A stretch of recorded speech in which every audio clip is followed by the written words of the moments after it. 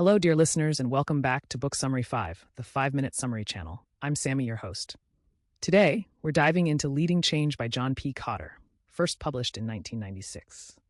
This classic business book outlines a proven framework for leading organizational change and overcoming the challenges that often arise during transformations. Kotter, a Harvard Business School professor, presents an 8-step process that leaders can follow to successfully implement change within their organizations. Let's explore the key ideas and insights so you'll feel like you've read it cover to cover. Leading change begins with a critical observation. Most change initiatives fail, not because the ideas are bad, but because the process of implementing them is poorly managed. Kotter argues that many organizations underestimate the complexity of change and overestimate how quickly people will adapt to new strategies or structures. To address this, Kotter introduces an 8-step framework for leading successful change, emphasizing the importance of careful planning, strong leadership, and clear communication. The first step in Kotter's framework is to create a sense of urgency. Kotter explains that people are often resistant to change because they are comfortable with the status quo. To overcome this inertia, leaders must help people understand why change is necessary and why it must happen now. This involves identifying the potential threats and opportunities that the organization faces and communicating these in a way that motivates people to take action. Creating a sense of urgency sets the stage for the rest of the change process by getting people aligned around the need for transformation. The second step is to build a guiding coalition. Kotter emphasizes that successful change requires a team of influential people who are fully committed to the change initiative.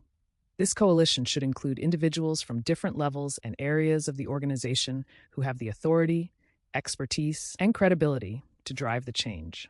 By assembling a powerful team, leaders can ensure that there is broad support for the change and that the necessary resources are in place to execute it effectively. The third step is to form a strategic vision and initiatives.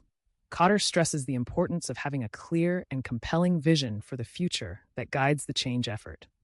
This vision should provide a picture of what the organization will look like once the change is implemented and should inspire people to get on board.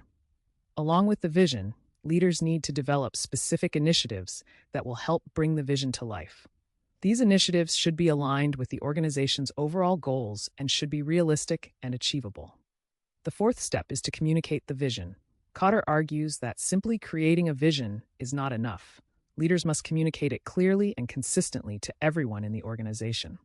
This communication should be ongoing and should involve multiple channels, such as meetings, emails, and presentations.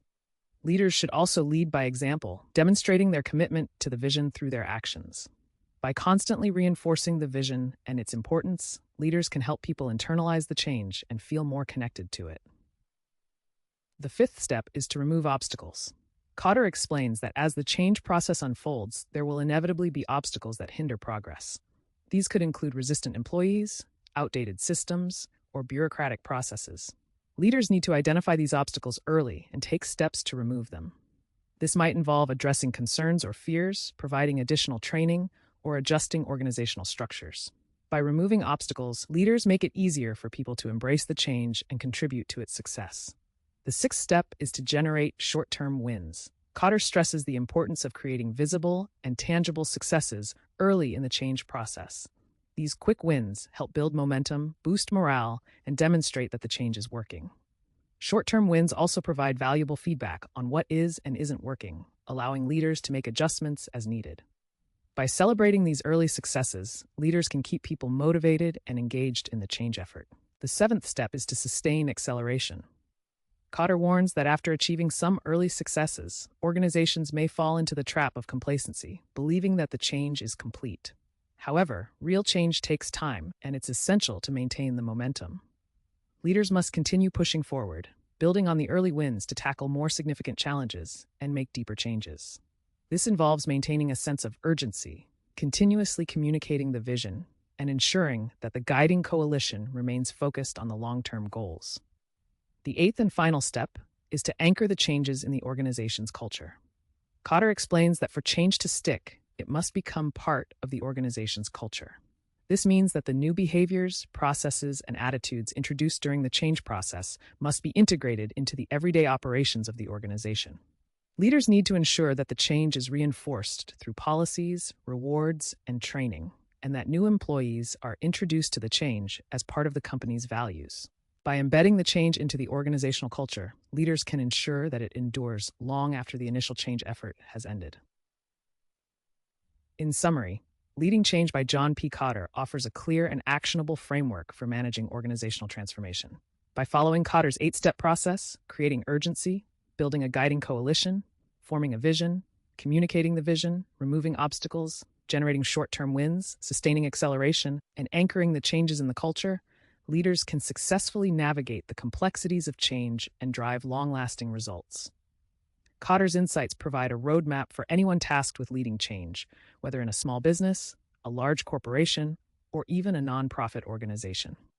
Thank you for tuning in to Book Summary 5, the 5-minute summary channel. If you enjoyed this summary, please subscribe, like, and share it with your friends. Until next time, happy reading.